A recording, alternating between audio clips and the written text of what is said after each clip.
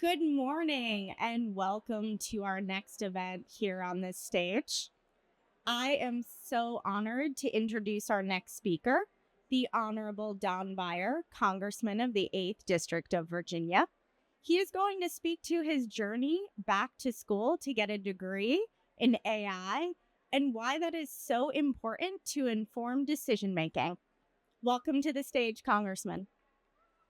Thank you very much. Good morning, and thank you for hanging around after the last panel. My name is Don Beyer. I represent inside the Beltway. I'm the most spoiled member of Congress. I get to drive to the office every day. And I got invited because I'm in this interesting man bites dog situation of being an old person who went back to George Mason University. I actually tried to do it through Coursera because I was fascinated by the idea that there was so much information that we weren't looking at. This is a passion that goes back 40 years. For that example, 95% of the data from our satellites every day is never looked at. Or last year, we generated more information than the first 2,000 years after Christ, and we'll do that even more so this year. So after getting a 0 on my Coursera course, I decided I needed to go back in person. And I highly recommend it. There are at least 3 things that have come out of it for me. The first thing that hasn't come out for me, as my wife and daughter remind me all the time, is that there's nothing at stake. I'm not going to lose the election because I get a bad grade in computer science. And I'm not trying to get a job. But number one is being surrounded by people a third or a quarter as old as I am has been really fun to understand their lives. I assumed it was like when I was there, which was all about getting drunk, chasing women, not doing any work. And instead, they are very serious students, really thoughtful. I was discouraged to find out I was the only person in the class actually taking notes.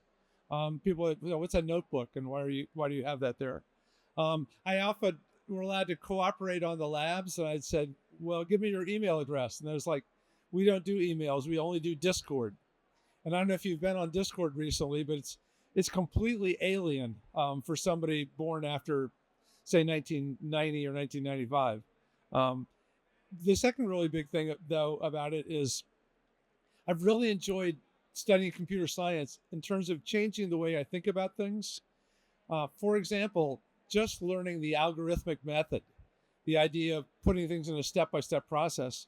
I never did that before. You just go do things rather than thinking it out ahead of time. And it's actually been very helpful for me in running the office.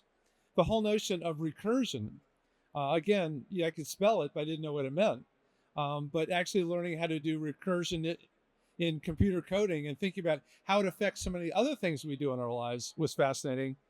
And then, there's all this discussion in large language models about how many millions of parameters they have. Well, again, I could spell parameter, but I didn't really understand what it meant in terms of a computer science environment. But when you again think about all the list of things you want to get done this year and parameterize it, once again, it makes things completely different. But then the best part about going back to school is how much fun it is. When you think about how much time I waste doing Sudoku and Ken and the Sunday New York Times crossword puzzle that got me nothing, as opposed to actually learning many, many new things. The whole notion that we actually do create new brain cells every day, but if we don't use them, they die within a week or two. The Alzheimer's is far less likely, much more fun. But then relevant to this expo, the last big thing that going back to school has done for me is put me in a place where I can be part of the AI policy discussions, which is far more important than me learning how to code.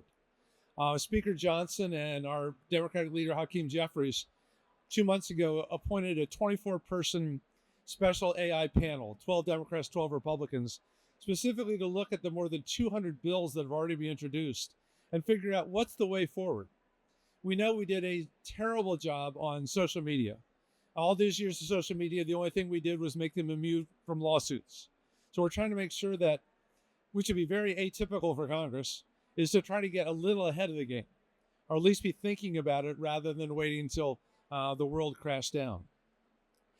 And happily, especially for normal U.S. citizens, this is among the most bipartisan efforts on Congress. 12 Democrats, 12 Republicans. We all get along really well together. There's been virtually no friction based on ideological bases yet. Doesn't mean there won't be at some point, but so far, everybody's really working together.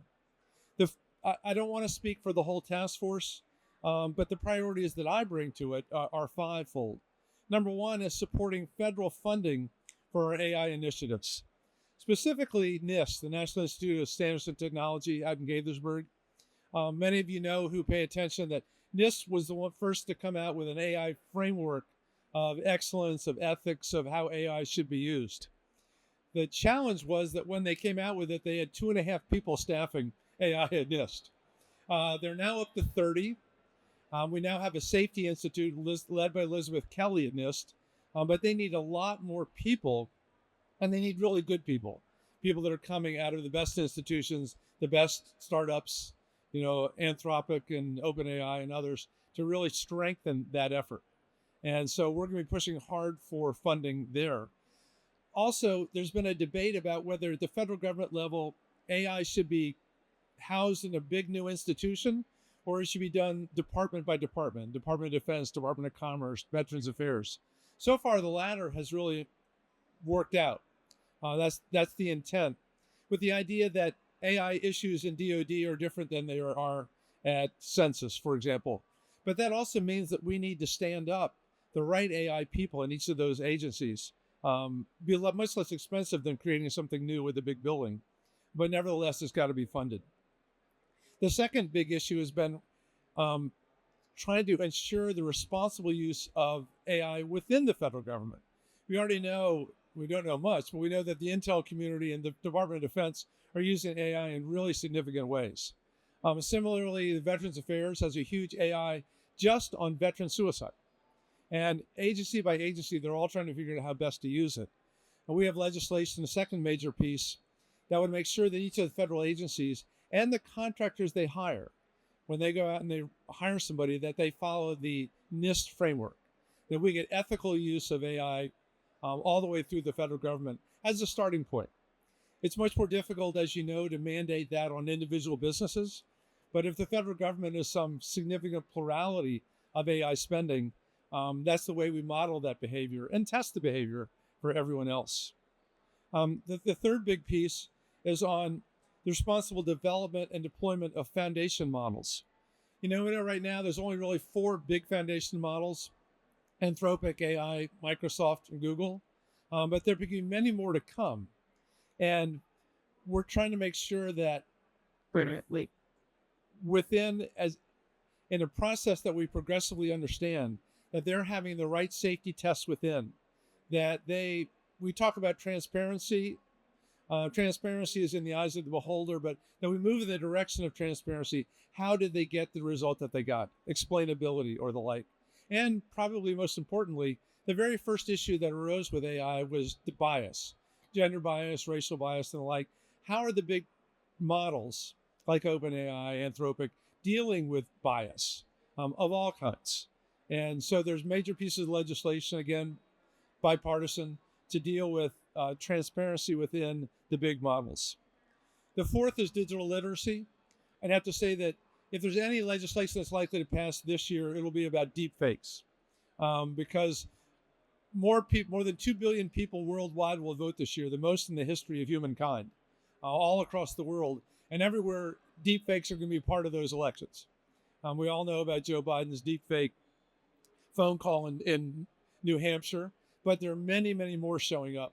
And not just in campaigns, but we just follow what's happening to Taylor Swift and myriad other young men and young women who the sexual imagery that's come out because of deep fakes.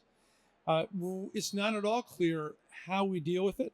You have everything from making people criminally or commercially liable, all the way back to who's created the software, to using penalties that already exist. Watermarking, which many people think is pretty easy for the smart coders to overcome. Or probably the most basic, Pete, is just working on digital literacy for everybody, that we learn to recognize what's a deep fake and what's not, which is hard. The good news is that most of us have a built-in skepticism from birth about what's real and what's not. But the notion, a la the Finland model, of training people from K through 12 to be skeptical of everything they see, hear, read, and look for testing and looking for affirmation and other resources is really important. And finally, there's the promotion of innovation, or what we literally call the democratization of AI, that it shouldn't just be the four big models. Dario Gil, who's head of research at IBM, even pointed out it's difficult for major corporations to spend $100 million developing their own AI model. Right now, one of the most important bills in Congress is called the Create AI Act. Again, bipartisan, some of the most leaders, to actually build a government-funded large language model, generative model that can be used by professors, by students, by researchers, by businesses, to make AI available to everyone, not just using the big large language models, which, by the way, also deals with the issue of curation, the notion that we can think much harder about the bias that goes in and out when we're building it ourselves. Unlike, say, OpenAI that scrubbed all 6 trillion words off the internet, this will be much more selective. That's a quick overview. My 15 minutes are up. Have a great time today. Please root for some of our 200 bills to actually pass. And thank you so much.